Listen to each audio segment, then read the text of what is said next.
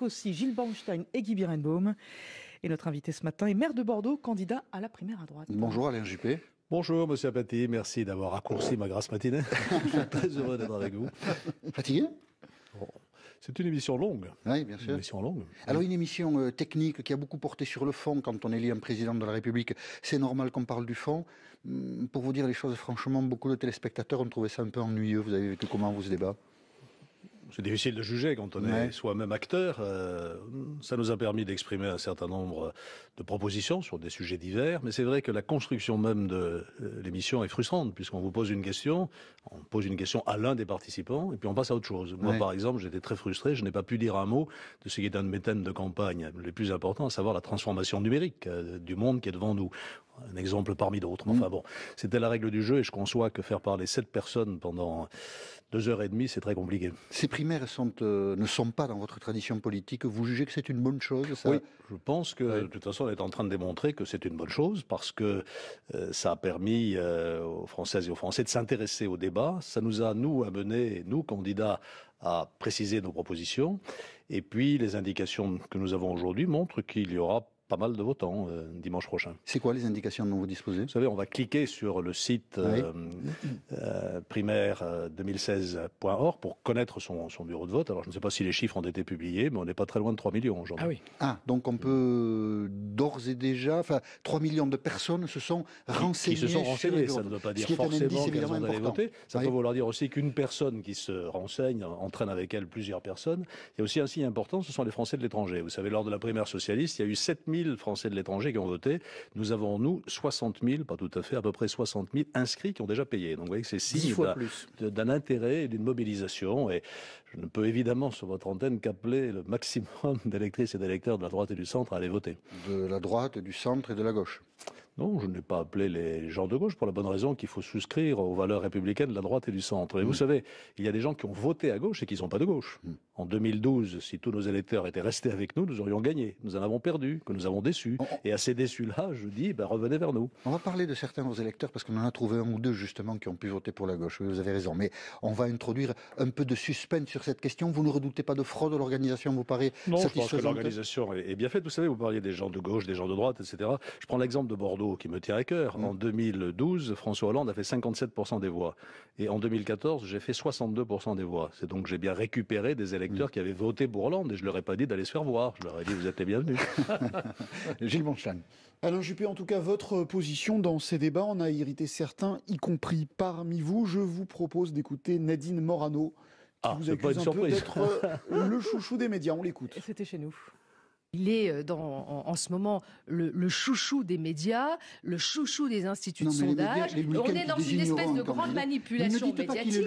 Vous êtes d'une manière globale et de manière médiatique à vouloir choisir votre candidat comme ça a été le cas aux États-Unis. C'est la réalité. J'aime bien Nadine Morano. Voilà, c'est une femme politique très spontanée. On a voulu passer cet extrait parce que est-ce que ça n'est pas potentiellement une faiblesse en ces temps où la contestation des élites d'être fort? Mais oui, le vent de contestation contre les médias. Est-ce que vous ne risquez pas d'en faire les frais? Moi, je n'ai pas commenté les sondages à aucun moment durant cette campagne et je ne vais pas me mettre à les commenter aujourd'hui. Ce qui est assez paradoxal, c'est que au moment même où on pointe les sondeurs américains parce qu'ils se sont trompés, encore qu'on peut en discuter, dans le détail, tout d'un coup, on prête une attention formidable aux sondages français. Donc, voyons, moi, je poursuis ma campagne. Ce soir, je serai à Lille. Vous voyez, je n'arrête pas et j'expose mon projet. Je l'ai fait au Zénith lundi dernier. Je crois que ça a porté. Vous n'êtes pas le Clinton français, parce que derrière cette critique, il y a le chouchou du système, Hillary Clinton, elle a perdu. Est-ce que vous serez le Hillary Clinton français? Je n'ai pas de réponse. D'abord, je ne suis pas Hillary Clinton. Ça nous avait pas la peine de développer longuement ce point. La France n'est pas l'Amérique. Et donc, attendons dimanche soir maintenant. On voit bien les positions. Ma position, elle est claire. Je suis un homme de droite, mais un homme de droite ouvert au plus large rassemblement, parce que les réformes que nous allons avoir à faire vont être difficiles. Il faudra du courage et de la persévérance, et que si on ne rassemble pas, on n'y arrivera pas. Et pour moi, rassembler, ce n'est pas la course à l'échalote avec le Front National. Justement, vous dites que vous ne commentez pas les sondages, mais vous dites quand même couramment, notamment en meeting, que vous êtes le meilleur pour battre Marine Le Pen. Vous connaissez un candidat qui ne dit pas qu'il est le meilleur, ce non, serait mais pour désespéré. battre Marine Le Pen. Donc c'est bien à partir des sondages là-dessus, peut-être que vous raisonnez, oui, si je ne m'abuse. Ou de l'analyse politique, bien sûr. Vous avez pu exposer votre programme. Nicolas Sarkozy dit que vous êtes porteur d'une alternance molle. Comment vous réagissez quand vous entendez ça ? Calmement, parce que je crois que c'est une contre-vérité. Ce que je propose, par exemple, pour restaurer l'État fort n'est pas mou. Nous avons fait des erreurs avant 2012. Nous avons, par exemple, supprimé la double peine. C'est Nicolas Sarkozy qui l'a supprimée. Je propose de la rétablir parce que quand un étranger est condamné pour crime en France, il faut pouvoir ensuite l'expulser pour qu'il rentre chez lui. C'est ça la double peine. Le mou, c'est nous avons supprimé 10 000 postes dans la police et la gendarmerie. Ça a été une erreur aussi. Moi, je propose d'en redéployer 10 000. C'est pas mou, et puis je pourrais allonger la liste. Nous avons décidé, par exemple, c'était une loi Dati de 2009, que toutes les personnes condamnées, tous les coupables, condamnés à moins de 2 ans de prison, n'allaient pas en prison. Moi, je propose de rabaisser ce plafond à 1 an. Vous voyez, c'est pas mou, ça aussi. Donc le mou, c'est Nicolas Sarkozy, c'est pas vous. Pas dit ça, vous me demandez si c'était moi, et je vous dis que c'est pas moi. Voilà, c'est tout. Simplement, jugeons de ce qui a été fait aussi. Il faut de temps en temps reconnaître ses erreurs. Moi, je ne critique pas 2007-2012, j'assume. J'ai été ministre pendant. Oui, mais je m'autocritique, si vous voulez. Ou j'assume totalement. J'ai été ministre pendant 2 ans. Voilà. Mais reconnaissons nos erreurs, reconnaissons que nous avons fait des déçus. S'il n'y avait pas eu de déçus, on aurait gagné les élections, d'ailleurs. Et donc, il faut en tenir compte aujourd'hui. De votre point de vue, Alain Juppé, le déroulement de ces primaires permettra le désistement des uns vers les autres en fonction des résultats dans des bonnes conditions. Il n'y a pas eu de fractures ou de choses irrémédiables qui ont été dites? Non, on attendait beaucoup un pugilat, notamment au cours de ces débats. Il n'y a pas eu de pugilat. Il y a eu quelques petites pointe à serrer, mais enfin c'est la logique. Et pour ma part, je suis tout à fait décidé. Si je ne suis pas au 2e tour, je soutiendrai celui qui gagnera le... Et si j'y suis, je soutiendrai celui qui le gagnera. Et on se retrouve dans 90 secondes. Peut-être moi-même. Dans 90 secondes sur France Info. Voici David Doba. France Info, c'est avec Alain Juppé ce matin, Gilles Bornstein pour la question. L'un des moments que tout le monde a retenu hier, c'est la question sur Ziad Takedine, posée par David Pujadas. On l'écoute et vous nous donnerez votre sentiment après. Nicolas Sarkozy. La question était-elle légitime et qu'avez-vous pensé de la réponse de Nicolas Sarkozy ? Les journalistes sont libres de poser les questions qu'ils veulent poser. Cela dit, c'est vrai qu'il est un peu scandaleux de voir ressurgir régulièrement ces accusations. Et chaque fois que je lis un article sur le sujet, quelle est la conclusion ? Pas de preuve. Voilà. Donc je pense qu'en permanence agiter ceci sans preuve est quand même assez contestable. Est-ce que c'est vous qu'on entend dire c'est pas vrai? À un moment, pendant la question de David Pujadas, c'est pas vrai. Un candidat dit pendant la question. À l'écoute de la question. Je n'ai pas le souvenir de l'avoir dit. Vous n'avez pas réagi quand David Pujadas a posé la question? Je n'ai pas le souvenir de l'avoir fait. Vous savez, dans 2h30 de débat, on peut... D'accord, on l'entend peut-être, je sais pas, d'accord. Vous vérifierez, parce que maintenant on vérifie. Mais non, on ne sait pas, justement. C'était une question. J'ai à ce sujet une question qui fait appel à votre position au gouvernement. En 2012, vous étiez ministre des Affaires étrangères quand un monsieur qui s'appelle Béchir Saleh, l'un des proches du colonel Kadhafi, qui était à Paris entre les 2 tours de l'élection présidentielle, il avait quitté la Libye, il se passait évidemment une situation assez particulière en Libye. Il est exfiltré de Paris le 3 mai 2012 par un proche de Nicolas Sarkozy, Bernard Squarcini. Quand vous étiez donc ministre des Affaires étrangères, est-ce que vous vous souvenez de cet épisode, puisqu'aujourd'hui Béchir Saleh est en Afrique du Sud et il refuse de répondre aux questions de la justice française? J'ai reçu M. Saleh à la demande du président de la République, parce qu'il était porteur d'un message, ou d'un soi-disant message de M. Kadhafi qui voulait sortir de l'affrontement dans lequel nous étions. J'ai fixé les conditions qui étaient celles de la France et je n'ai jamais pu entendu parler de M. Saleh. Pour le reste, je n'ai pas... Son exfiltration, vous n'étiez pas au courant à l'époque? Je n'ai pas été impliqué, si je puis dire, dans le processus d'infiltration. Mais cette exfiltration-là, on sait qu'elle a existé et personne n'a expliqué pourquoi elle avait existé. Je ne suis pas en mesure de vous donner des explications sur ce point. Il faut demander aux auteurs, aux acteurs. Mais on peut comprendre le trouble que continue à susciter cette histoire, ne serait-ce que pour ça, par exemple. Jusqu'à présent, tout ceci se fonde sur des allégations tant que des preuves ne sont pas réellement apportées, je fais confiance à la présomption d'innocence. François Fillon semble terminer cette campagne des primaires en trombe. On dit même qu'il pourrait être qualifié pour le second tour. Il pourrait donc, si vous l'êtes vous aussi, être votre concurrent dans ce second tour. Ça fera un bon débat. Ou alors le concurrent de quelqu'un d'autre, voilà. Mais Jean-François Copé, qui est lui aussi partie prenante de cette primaire, juge que François Fillon est un imposteur. Il l'a dit comme ça au micro de BFM, très clairement. Il l'a répété de manière moins nette hier, mais au micro de BFM, ça donnait ceci, on l'écoute. C'est une imposture, François Fillon. Non, je n'utiliserai naturellement pas ce mot, je n'aime pas les excès de langage. Cela dit, François Fillon se présente comme le candidat qui a le programme le plus audacieux. Oui. Je dis que c'est le programme le moins crédible. Alors, je ne vais pas reprendre le débat que nous avons eu sur la suppression des fonctionnaires. Oui. Quand il était Premier ministre entre 2007 et 2012, le gouvernement a supprimé 150 000 emplois pendant un quinquennat. Et aujourd'hui, on nous annonce 3 fois plus. Ça ne se fera pas. Il n'est pas possible de supprimer 500 000. Les chiffres ont varié. C'était d'abord 600, maintenant 500 000 fonctionnaires ou emplois publics. Alors on nous dit on va augmenter la durée du travail. D'abord, on ne va pas d'un coup de baguette magique passer brutalement de 35 à 39 heures. Bon, je propose que ce soit négocié aussi bien dans le secteur privé que dans le secteur public, naturellement. Et de toute façon, si on passe à 39 heures, il faut payer 39 heures. Ce qui va constituer pour toutes les collectivités publiques, y compris les collectivités locales, une dépense immédiate considérable. Et à ce moment-là, on ne tiendra pas ce qui est pourtant une des idées majeures de François Fillon, c'est-à-dire le déficit et la dette. Donc il y a là une incohérence dans ce projet. Alors c'est très bien de dire je suis le plus fort, je suis le plus audacieux, je vais renverser la table, vous connaissez cette expression. Moi je n'y crois pas et je crois qu'il faut des propositions ambitieuses, les miennes le sont naturellement, mais également crédibles. Donc pour une autre raison, vous dites que François Fillon... Non, je ne dis pas qu'il est un imposteur. Non, je ne dis pas ça. Je connais votre talent à nous mettre dans la bouche des mots que nous n'avons pas utilisés. Je dis que son programme n'est pas crédible et que cette allure qu'il se donne du pourfendeur, enfin de l'homme de la rupture, ne correspond pas à la réalité. François Fillon qui à l'instant, sur BFM d'ailleurs, annonce qu'il soutiendra, il dira... S'il n'est pas au second tour, quel candidat il va soutenir et vous ferez la même chose? Ah ben ça c'est une nouvelle. Moi aussi, ça vient de le dire. Non mais tout de suite. Non, ben je veux dire c'est bien naturel. Tout le monde fera ça. Tout de suite. Mais dès dimanche soir, c'était ça, je pense, le sens de la question à François Fillon. Il n'y a pas de raison d'attendre. Non, l'idée c'est ça, c'est de le faire vite ou pas en fait. Il n'y a pas de raison d'attendre. Il n'y a rien à négocier. Ah non, moi je serai candidat sur mon projet, naturellement, si je suis au deuxième tour, si je suis qualifié pour le deuxième tour. Et si vous ne l'êtes pas, vous direz très vite qui vous soutiendra. Et si je ne le suis pas, je dirai voilà où va ma préférence, bien sûr. Vous savez, de toute façon, les électeurs sont libres. Hein. On sait très bien que les consignes de vote, elles sont suivies ou elles ne sont pas suivies. Hein. Il s'agit juste de prendre une position personnelle et après, chacun fait ce qu'il veut. Voilà, et après, chacun fait ce qu'il veut, bien sûr. Alors, vous avez un point commun avec François Fillon que vous venez de critiquer, c'est votre proposition d'augmenter la TVA. Hier, successivement, Bruno Le Maire à votre place et aussi pendant le débat, puis Nicolas Sarkozy dans le débat, ont dit que c'était pénaliser les plus pauvres de nos compatriotes. Parallèlement, vous voulez supprimer l'ISF. Est-ce que vous n'êtes pas, finalement, c'est pas vous le candidat des riches?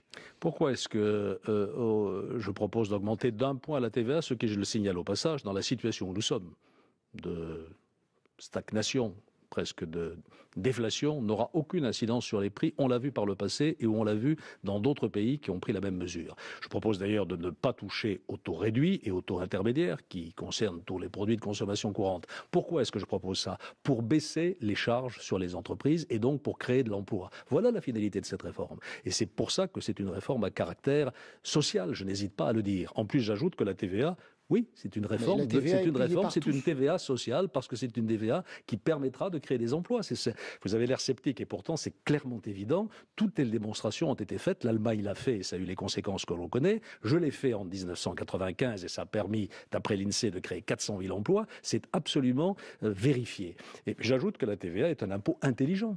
Tout le monde a l'air de considérer que c'est un impôt antisocial. Quand vous exportez un Airbus, c'est un peu difficile à expliquer. Il ne paye pas la TVA. Donc, augmenter un peu la TVA, c'est rendre nos exportations plus compétitives. En revanche, quand nous importons des produits qui viennent de Chine, par exemple, s'il y a un peu plus de TVA, ça rétablit un peu mieux la balance avec les produits qui sont fabriqués en France. J'ajoute que tous les touristes qui viennent en France, ils payent la TVA. Ils contribuent aussi à rééquilibrer nos comptes. Voilà pourquoi c'est un impôt intelligent. Le problème aujourd'hui, c'est de favoriser l'investissement. Et pour que les entreprises investissent, il faut attirer l'argent des Français qui ont de l'argent dans nos entreprises françaises. D'où l'idée de supprimer cet impôt qui est une absurdité et qui est une injustice. Là, vous parlez de l'ISF. Bien sûr, c'est une injustice. Vous savez qu'aujourd'hui, il y a de grandes fortunes qui arrivent à ne pas payer l'ISF parce qu'il y a un plafond de 75%. On ne peut pas payer plus de 75% de ce revenu. Donc, quand on s'organise bien et qu'on est très riche, on arrive à ne pas le payer. Donc, c'est un impôt absurde. C'est 5 milliards de recettes et ça figure dans le paquet général. Moi, je propose de baisser les impôts de 35 milliards au total, moins les 6 milliards et demi de TVA, ça fait 28 milliards et demi de baisse des impôts. François Fillon propose apparemment de baisser les impôts de 50 milliards, sauf qu'il met 16 milliards sur la TVA. On revient. Donc, à peu près en net, c'est à peu près la même chose. Puis surtout, moi, ce qui me frappe, c'est de voir que des députés qui ont voté la hausse de la TVA en 2012 aujourd'hui, brutalement, changent d'avis. Des députés ou des dirigeants politiques comme Nicolas Sarkozy. Ce qui était bon en 2012 ne l'est plus aujourd'hui. Ce qui est paradoxal, c'est qu'en 2012, nous avons eu l'extrême habileté de le faire voter applicable en octobre 2012, c'est-à-dire après l'élection présidentielle. Moi, je veux faire les choses clairement et au vu, au su de tout le monde. Et c'est comme dans le débat d'hier, il y a un temps de parole. Oui, c'est Info. Et la dernière partie de l'émission politique de France Info avec Alain Juppé. Ce matin, Jean-Michel Apathy, question. Vous avez animé un meeting important en ce début de semaine. C'était lundi à Paris, au Zénith. Et ce meeting, vous l'avez ouvert avec une formule qui a beaucoup fait causer. On vous écoute, Alain Juppé. Merci d'être si nombreux. Merci d'être si joyeux. J'ai la pêche, mais avec vous, c'est la super pêche. C'était totalement improvisé. Il faut pas tout s'expliquer. On pensait l'inverse. Non, pas du tout. Non, mais écoutez, il y avait 6000 personnes. On m'avait mis au défi de remplir le Zénith. Je l'ai rempli. Et surtout, il y avait une ambiance formidable. Alors voilà, je me suis lâché, mais si c'était à refaire, je le referais. Mais si vous me le permettez, je voudrais revenir sur quelque chose de plus grave. Là, on vient d'entendre les prévisions de croissance. Je voulais souligner quand même la gravité de la situation dans laquelle la France se trouve aujourd'hui. Une croissance qui se traîne, alors que la moyenne européenne est sensiblement supérieure à la nôtre. Les déficits en Allemagne aussi sont déçus de la croissance. Oui, on l'attribue notamment au Brexit. Souvent. Elle est supérieure à la nôtre. Un peu. Voilà, donc nous nous traînons et les prévisions de réduction de déficit ne sont pas sérieuses. Je suis convaincu que l'année prochaine, nous serons très au-delà de ce qui a été annoncé. Et puis au-delà de ces chiffres conjoncturels dont on peut toujours discuter, regardons la situation. Notre industrie est en train de s'étioler comme peau de chagrin. Ça ne date pas de 2012, je veux bien l'admettre. Mais aujourd'hui, nous sommes tombés à 12% de la production nationale industrielle, en industrie, alors que l'Allemagne est au double. Notre agriculture est en grande souffrance et le chômage ne recule pas. Il a même aujourd'hui repassé la barre des 10%. Donc c'est un échec absolument désastreux et ça va nous donner bien du travail pour redresser la situation. Alors on détruit des emplois industriels en France de manière continue depuis 2000. Je l'ai dit, ça ne date pas de 2012. Ça ne date pas de là. Est-ce que justement cette mauvaise croissance ne risque pas d'empêcher l'application des programmes qui sont les vôtres aux uns et aux autres, c'est-à-dire baisser des impôts? Est-ce que ça n'est pas déjà une hypothèque sur ce que vous proposez? Elle les rend plus nécessaires. Bien sûr qu'il y aura une hypothèque. Et on voit bien en plus aujourd'hui, outre les effets de cette moindre croissance, se multiplier les promesses. Je dis souvent que Noël approche. Et donc il n'y a pratiquement pas de semaine où on n'engrange une dépense supplémentaire. Mais ça rend encore plus nécessaire la réduction des charges et surtout, on parle surtout des charges et des impôts. On ne parle pas suffisamment de la simplification de la vie de nos entreprises et de la vie des Français de façon générale. Il y a un énorme travail à faire sur le code du travail, bien sûr, mais dans beaucoup d'autres domaines pour redonner un peu d'oxygène. Les élus locaux dont je suis, et j'ai rencontré beaucoup de maires pendant cette période, nous disent aussi qu'aujourd'hui, nous sommes totalement ligotés. Le code de l'urbanisme est devenu une monstruosité, tout comme le code du travail. Donc ce travail de simplification, d'oxygénation, si je puis dire, de l'économie française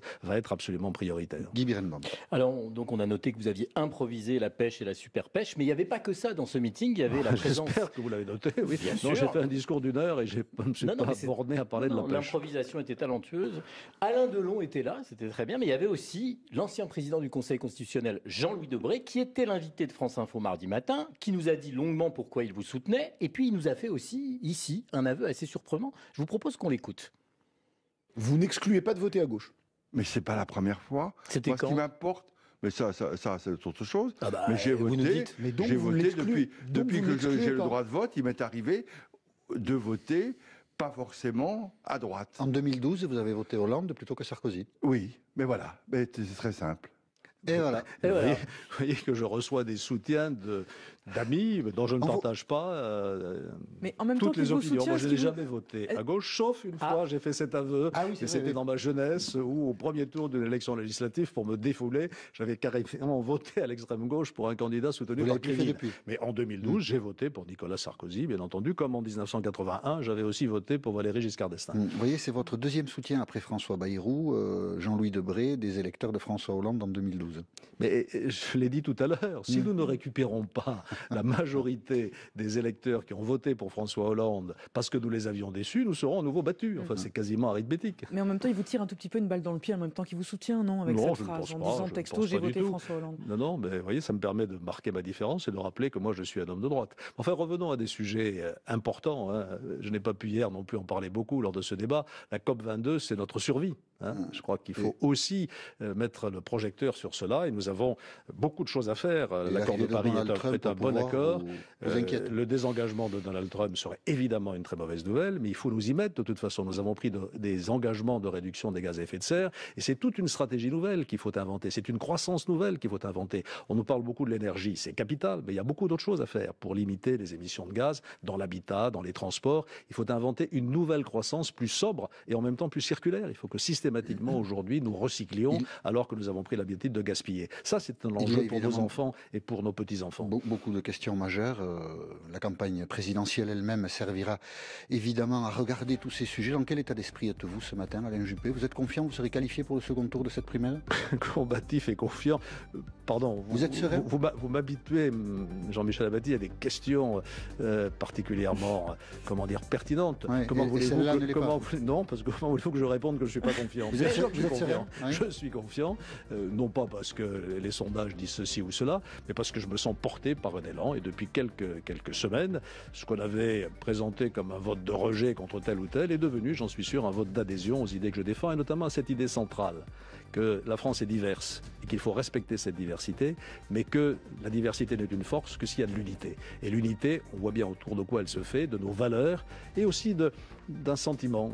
J'ai cité cette phrase de Gaulle qui parle du sentiment dans l'idée qu'il se fait de la France. Et ce sentiment, c'est quoi? C'est l'amour de la patrie, symbolisé par les symboles nationaux, comme je l'ai dit hier soir, le drapeau tricolore et la Marseillaise. Je suis sûr que les Français vont retrouver la fierté d'être Français. Et c'est la phrase de conclusion. Dimanche soir, et merci d'avoir accepté l'invitation de France Info, Alain Juppé. Et aussi Gilles Bornstein et Guy Birenbaum.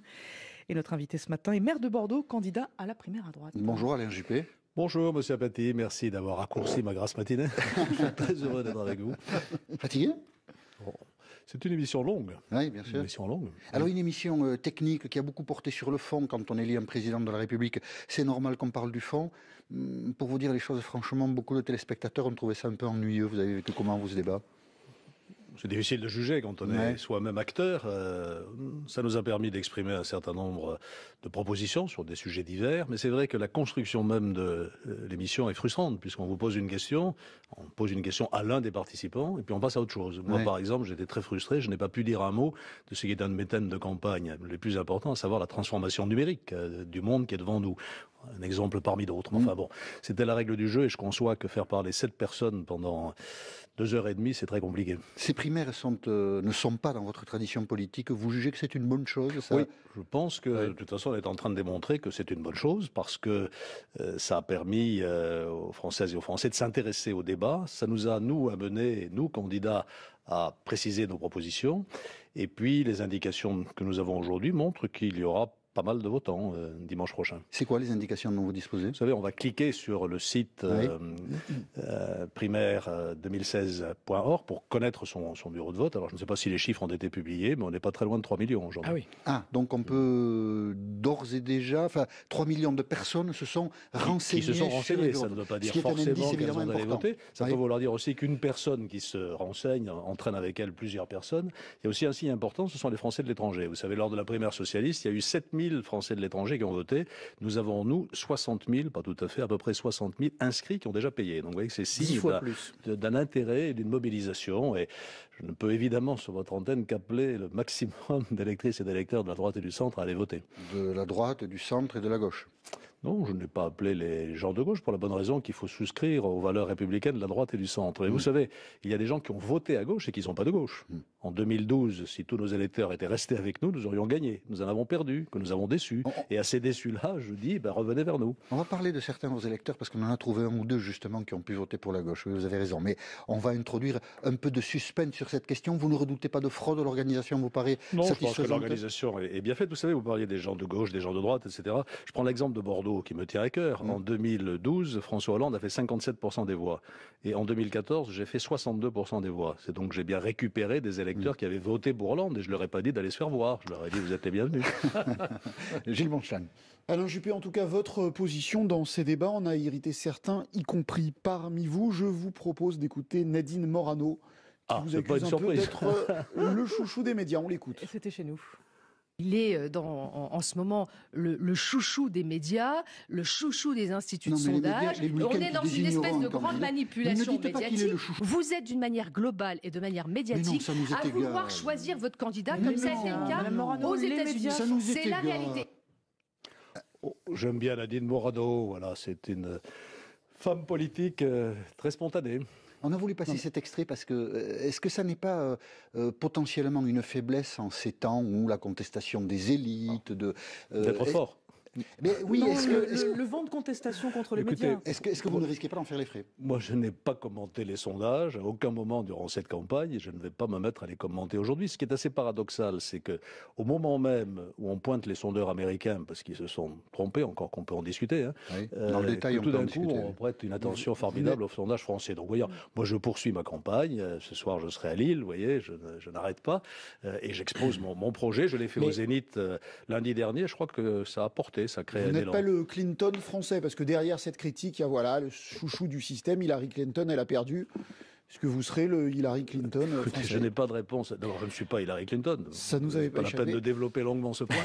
La France n'est pas l'Amérique. Et donc, attendons dimanche soir maintenant. On voit bien les positions. Ma position, elle est claire. Je suis un homme de droite, mais un homme de droite ouvert au plus large rassemblement, parce que les réformes que nous allons avoir à faire vont être difficiles. Il faudra du courage et de la persévérance. Et que si on ne rassemble pas, on n'y arrivera pas.